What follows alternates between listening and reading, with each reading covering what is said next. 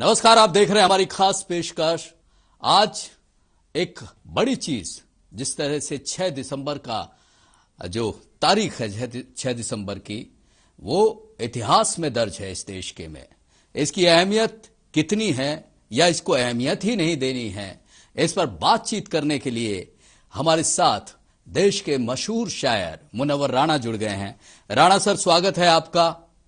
जी नमस्कार सर, कैसी सेहत है आपकी? अभी तो ठीक है सर, अल्लाह का शुक्र है। सर, आपकी सेहत पूरे मुल्क के लिए, मतलब यूं कहिए कि ये हमारे नहीं लिए नहीं एक, आप सेहतमंद रहें नहीं नहीं और नहीं, स्वास्थ्य आपका थैंक बिल्कुल यू। सही रहे, पूरा मुल्क खुश इस बात रहिए, की दुआ करता है। ये जीते रहिए। सर, आप यकीन नहीं मानेंगे कि आप ऐसी शख्सियत हैं जिन्होंने शायरी को समझाया ही नहीं, शायरी को बताया ही नहीं, शायरी से प्यार करना भी सिखाया। हम जैसे, मैं एक सामान्य पत्रकार हूं, लेकिन शायरी से जो प्यार हुआ है वो आपको सुनकर, आपको पढ़कर हुआ है। जी जी राणा सर, सवाल यही है, एक शायर के नजरिए से, मुनव्वर राणा के नजरिए से, इस दिन को, इसकी जो अहमियत है, लगातार 29 बरस हो गए। 6 दिसंबर की तारीख हमारे मुल्क के इतिहास के पन्नों में आगे तक दर्ज रहेगी। क्या इसको अहमियत देनी चाहिए? और अहमियत इसकी अगर नहीं है, मतलब इसको अहमियत नहीं देनी चाहिए, क्या स्थिति देखते हैं? आपका नजरिया क्या है? देखिए, इस दिन के लिए, यानी 6 दिसंबर के लिए, हमारे अटल बिहारी वाजपेयी साहब ने ये बात कह दी थी कि आज देश का काला दिन है। जी। तो जाहिर सी बात है, अब इसके बाद आगे कुछ कहने की जरूरत ही नहीं है। और जो उसके बाद भी जो हालात जो मुल्क के हो रहे हैं जी। वो अफसोसनाक है। हालांकि हम तो उन लोगों में थे जो इसके हकदार थे कि अदालत में मंदिर और मस्जिद या आस्था के फैसले नहीं होते। ये फैसले तो बैठकर भी हो सकते थे, लेकिन न इसकी कोशिश मुसलमानों ने की, न इसकी कोशिश हिंदुओं ने की। जी। नतीजा ये हो गया कि आज एक बाबरी मस्जिद तोड़ने के बहाने हमारी वो हिंदू कौम जो भोली भाली कौम थी, उसको लोगों ने सियासत की वजह से आग में ढकेल दिया, आतंक की आग में। जिनको आतंकी कहना भी उनको बुरा लगता है, लेकिन जब देश का प्रधानमंत्री खिलौने की तरह जहां न बोलना हो वहां बोले और जहां बोलना हो वहां चुप हो जाए, तो उस मुल्क का खुदा ही हाफिज है। हमने बटा हुआ हिंदुस्तान नहीं देखा था। हम 52 में पैदा हुए, जी। हिंदुस्तान बढ़ गया था। और हम ये दुआ करते हैं कि अगर फिर खुदा न खास्ता ये बटे, तो कम से कम हम इस मुल्क में न रह जाए, मर चुके। लेकिन प्रधानमंत्री तो राणा साहब कहते हैं कि सबका साथ, सबका विकास, सबका विश्वास, इस तरह की स्थिति है। फिर आपको उस पर यकीन नहीं है उनके कहने तो पर? झूठ बोलते हैं, झूठ बोलते हैं, वो बुरी बात है। हमारी कई मुलाकातें भी होते हैं, लेकिन अभी आप सोचिए कि किसान इतने मर गए। मैं कोई सियासत नहीं कर रहा हूँ जी। उनकी आंख से एक आंसू नहीं निकला। तो उन्होंने पहले कह दिया था कि वो कार के नीचे कुत्ता आ जाता है। आप सोचिए कि दुनिया की तारीख में इतना भयानक हादसा हुआ ही नहीं होगा कि लखीमपुर में एक गोंडे गृह राज्य मंत्री का बेटा इन चलते हुए जिंदा इंसानों पर कार चढ़ा दे। आप ये सोचिए कि एक आंसू भी हुकूमत के लिए खतरा है। तुमने देखा नहीं आंखों का समंदर होना। हम हैं, हम भी चले जाएंगे। मोदी हैं, मोदी भी चले जाएंगे। योगी हैं, योगी भी चले जाएंगे। लेकिन पता नहीं हमारी नई पुश्तें जो आए वो कैसा हिंदुस्तान देखें। सिर्फ खून देखें, सिर्फ रोती हुई आंखें देखें, तकसीम शुदा हिंदुस्तान देखें, बर्बाद हिंदुस्तान देखें, या हिंदुस्तान में कई हिंदुस्तान देखें। जी, लेकिन राणा साहब एक बात और मैंने किसी जमाने में उसी जमाने में बात है कि शायर जो है, कहा जाता है ना कि जहां न पहुंचे रवि वहां पहुंचे कवि। जी, जब बाबरी मस्जिद शहीद हुई थी उस वक्त मैंने कहा था कि हाँ, इजाजत है अगर कोई कहानी और है, इन कटोरों में अभी थोड़ा सा पानी और है, और मजहबी मजदूर सब बैठे हैं, इनको काम दो। मजहबी मजदूर सब बैठे हैं, इनको काम दो।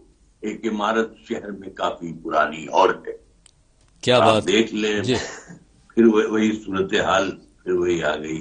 हम ये कहते हैं अगर बाबरी मस्जिद की तारीख न लिखी जाए, अगर इतिहास के पन्नों पर बकौल नामवर सिंह के ये शेर लिखा रहे जी, कि मजहबी मजदूर सब बैठे हैं, इनको काम दो, एक इमारत शहर में काफी पुरानी और है, तो बाबरी मस्जिद की तारीख या इतिहास मुकम्मल हो जाएगा।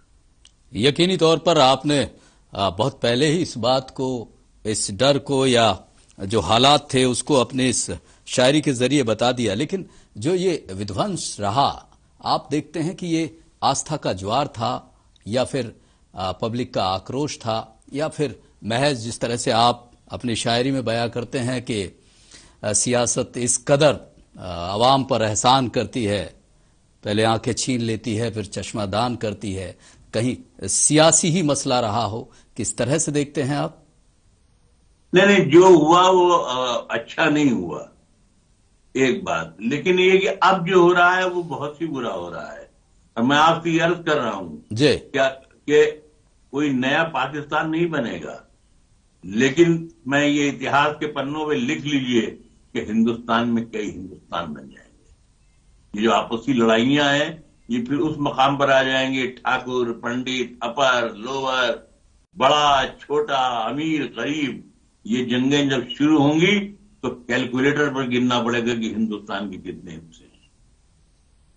लेकिन हिंदुस्तान की फितरत या हिंदुस्तान की जो शख्सियत है वो इतनी कमजोर है राणा साहब कि इन महज कुछ बातों से या कुछ जो सियासत के खेल हैं उनसे टूट जाएगी।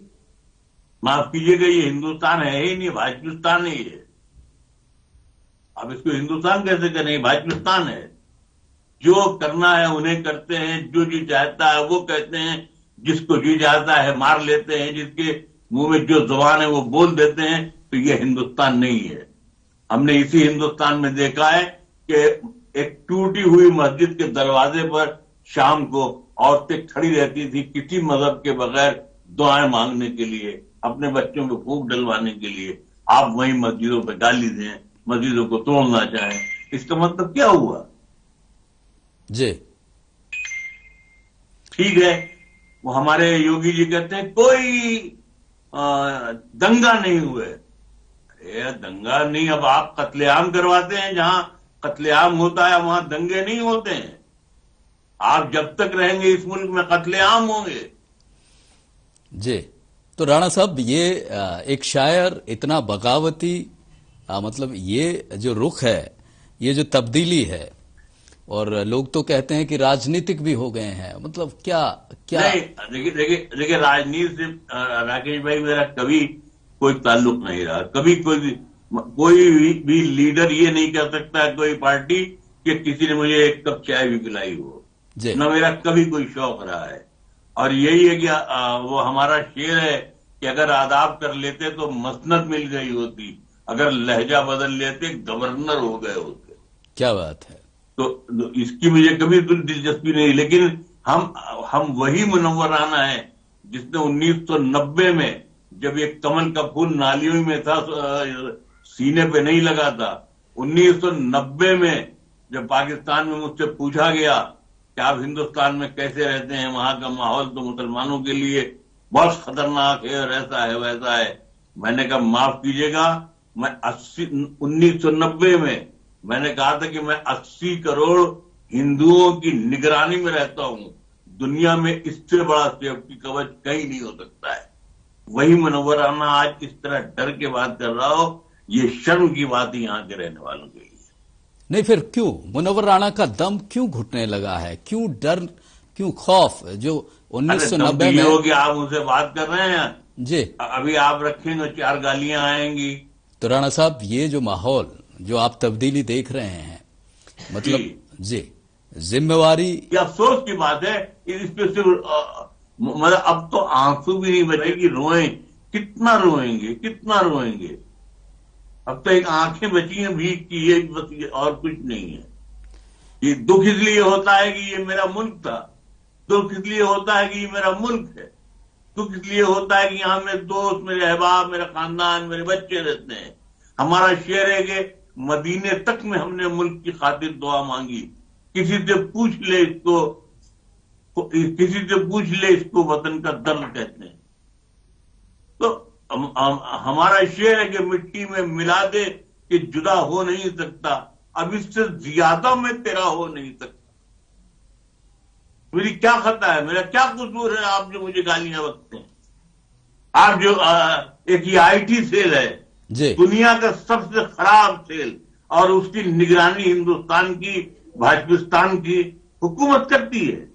इन सबको तो गिरफ्तार कर लेना चाहिए, गोली मार देना चाहिए कि किसी भी मां बहन के बिस्तर पर ये रात में पहुंच जाते हैं। लेकिन हालात इतने बुरे जो ये आप बयां कर रहे हैं राणा साहब, ये स्थिति, मतलब आप इसे कहां फील करते हैं, कहां महसूस करते हैं? ये अमूमन इस तरह की बातें और तो कहीं समाज से आ नहीं रही हैं जो राणा महसूस कर रहे हैं। मुझे माफ कीजिएगा, ये जो गोदी मीडिया दुनिया भर के नाम है, जब कोई खबर दिखाई नहीं जाएगी तो कहां से आएगी? और अच्छा खबर न दिखाई जाए, हम तो खुद भी चाहते हैं जो हो रहा है वो ठीक हो रहा है।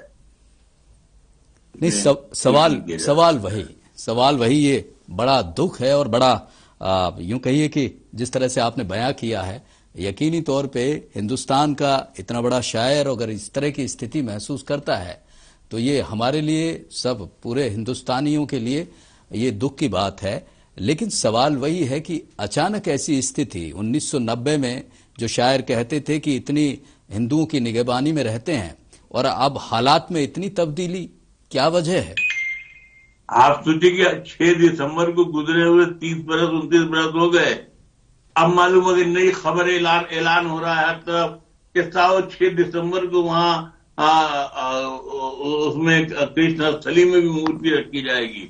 और मालूम है कि जो हिंदुस्तान का मुसलमान है वो कांप रहा है कि फिर कत्लेआम होगा, दंगा नहीं होगा। योगी जी को बता दीजिए कि वो कत्लेआम करवाते हैं और दंगा उनके यहाँ नहीं होता है। लेकिन माफ कीजिएगा, इतने ये जो 5 बरस की स्थिति है योगी शासन में, इस तरह के दंगे की स्थिति तो नहीं दिखी है अभी तक। कत्लेआम हुआ ही नहीं हुआ लोगों का।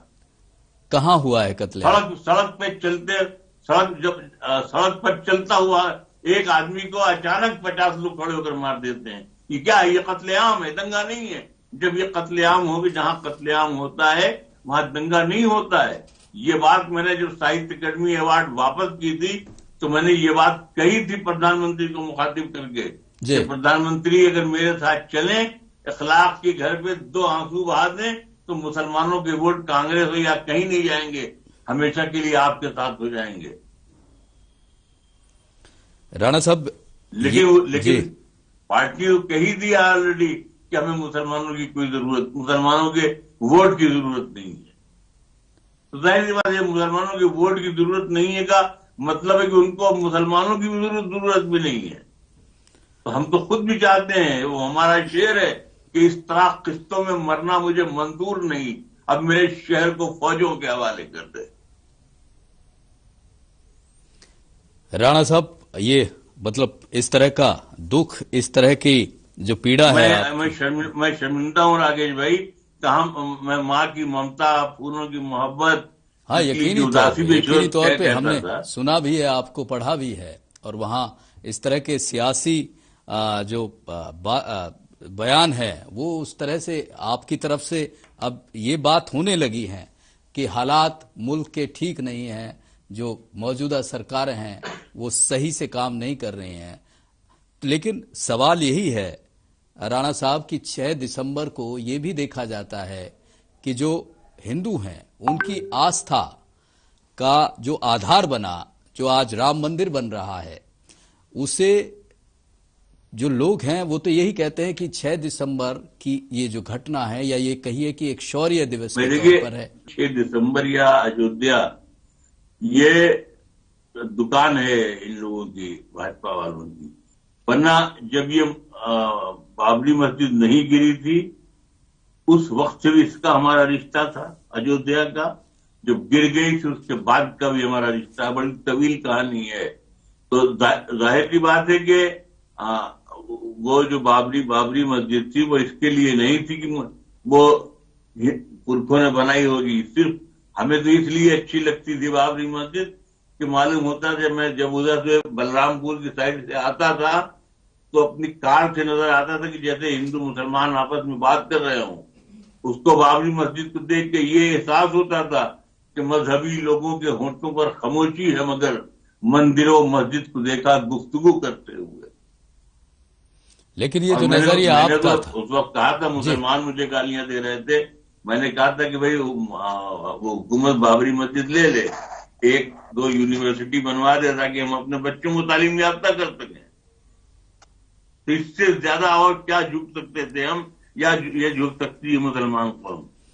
लेकिन राणा साहब, जिस तरह से आपने कहा कि मुसलमानों को भी जिस तरह से आप जब एकता की, भाईचारे की, अमन की, शांति की ये बात करते हैं तो वो मुसलमानों को भी नागवार गुजरती है। ये स्थिति अगर हिंदुओं के 6 दिसंबर को, तो जाहिर बात है, जिस तरह कुछ मुसलमानों की ये बात नागवार गुजरती है, वैसे ही कुछ हिंदू हैं जिनकी ये हरकतें हैं। बाकी दुनिया में आज भी हिंदुस्तान से अच्छा कोई मुल्क नहीं है, लेकिन कुछ लोग ऐसे हैं जो हिंदुस्तान को तबाह और बर्बाद करने में लगे हुए हैं। लेकिन राणा साहब, महज तो काबू पाना चाहिए।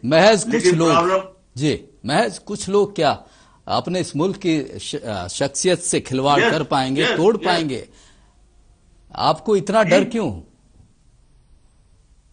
देखिए, माफ कीजिएगा, डायनामाइट बहुत छोटा सा होता है लेकिन पूरा पहाड़ उड़ा देता है। ये बुरे लोग इस मुल्क को बर्बाद कर देंगे। तो फिर समाधान क्या देखते हैं?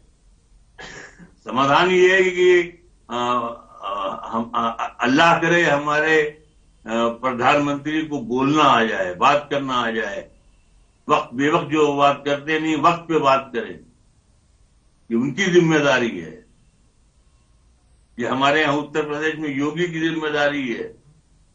लेकिन वो बेचारे सत्ता छोड़ करके, मैं मालूम वो मंदिर पर के पास बैठे पंखा जल रहे हैं।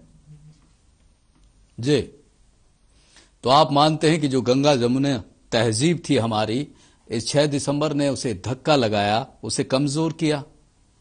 नहीं, धक्का लगाया, लेकिन वो तहजीब टूटी नहीं। लेकिन जो इस तहजीब को चाहते हैं, या जो इस तहजीब से वाकिफ हैं, या जो इस तहजीब से मोहब्बत करते हैं, वो डरे बैठे हुए हैं, चाहे मुसलमान हो चाहे हिंदू हो। जी मुनव्वर जी, एक यूपी के डिप्टी सीएम केशव प्रसाद मौर्य ने एक ट्वीट भी किया है। उन्होंने किया था कि अयोध्या और काशी में मंदिर निर्माण जारी है, अब मथुरा की तैयारी है। क्या कहेंगे आप? माफ कीजिएगा, इस नाम का एक आदमी जो था इलाहाबाद के पास रंगबाजी करता था। अगर ये वही है तो अगर बोल रहा है तो कोई बड़ी बात नहीं हो सकता। जी, आपने प्रधानमंत्री मोदी जी को एक चिट्ठी लिखी थी कि अयोध्या में राजा दशरथ अस्पताल हो, रायबरेली में बाबरी मस्जिद का निर्माण हो। यस। आप सोचिए, आपको याद है, खुदा खुश रखे आपको, हर मुमकिन कोशिश तो हम 25-30 साल से करते चले आ रहे हैं जी, लेकिन हमारी तो किसी ने नहीं सुनी। नहीं, अब पूरा मुल्क सुन रहा है आपको। लेकिन सवाल यही है राणा साहब, आप जैसी शख्सियत जो शायरी से जिंदा करती हैं लोगों को, अपनी बातों को अपने कुछ वाक्यों से, चाहे वो समाज हो उसको जोड़ने की बात हो, उसको समझाने की बात हो, यकीनी तौर पर। लेकिन जब आप इस तरह से इतनी यूं कहिए कि इतनी निराशा के साथ बात करें तो मतलब आपकी तो बातें, आपके शेर मुर्दा में जान डालने का काम करते हैं। जब आदमी डरा हुआ होता है तो वो निराशा की बात करता है। अभी पिछले दिनों हमने किसी इंटरव्यू में ये बात कही कि हर मदरसे से कम 10 बोतल खून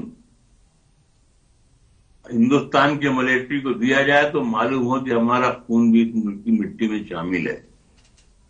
तो जाहिर हम आज भी क्रिएटिव सोच रखते हैं, हम आज भी सोचते हैं इस मुल्क का अच्छा हो, क्योंकि हम नहीं रहेंगे, हम न रह जाएंगे, हमारे हिंदू दोस्त रहेंगे, हमारे मुसलमान भाई रहेंगे।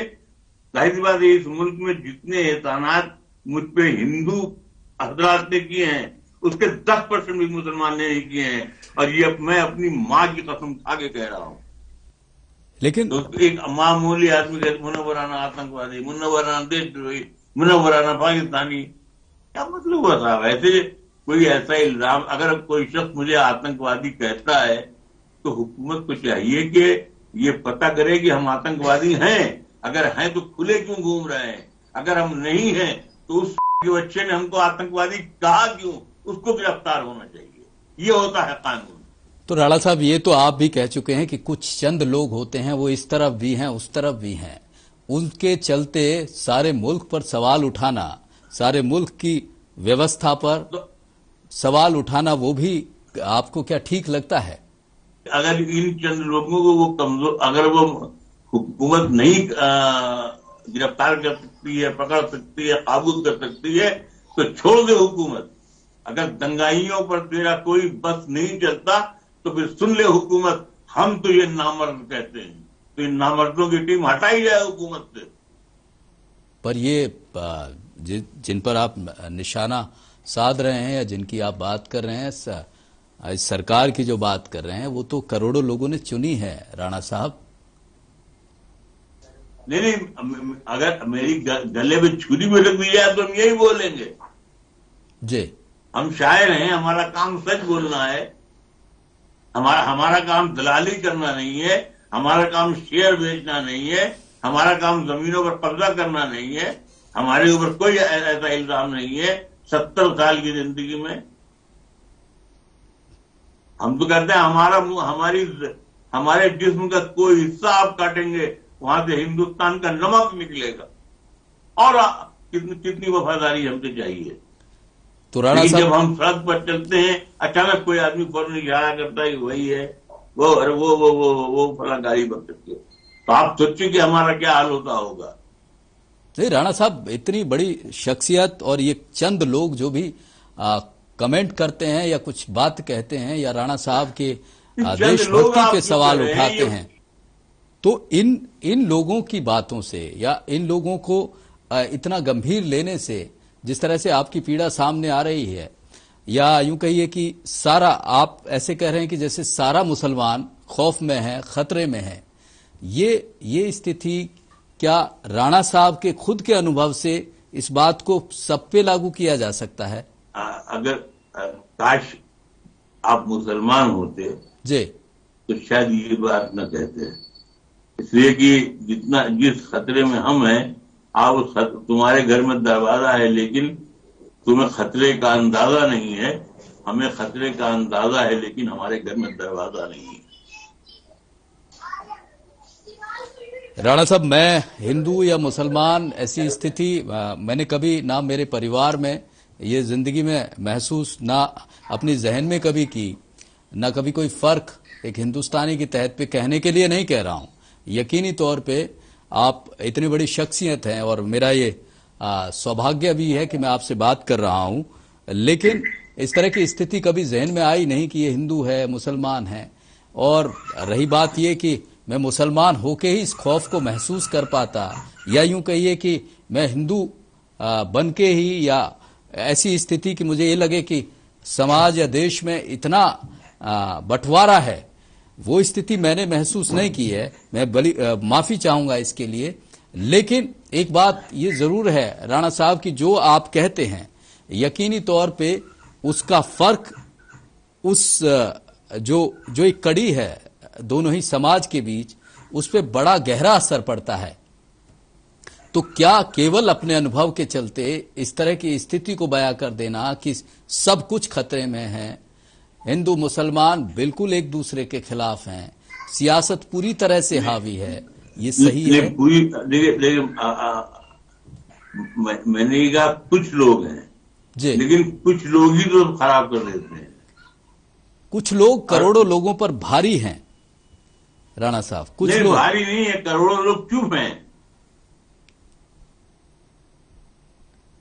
तो करोड़ों लोगों को चुप किया जा रहा है, चुप हैं, या अपनी उनकी जहनियत में ये बात नहीं बैठ रही है, जो डर है, जो आपको आशंका नजर आती है? हम कह रहे हैं अंदर से आपका दिल तो बोल रहा है कि बात ये पागल सच कह रहा है।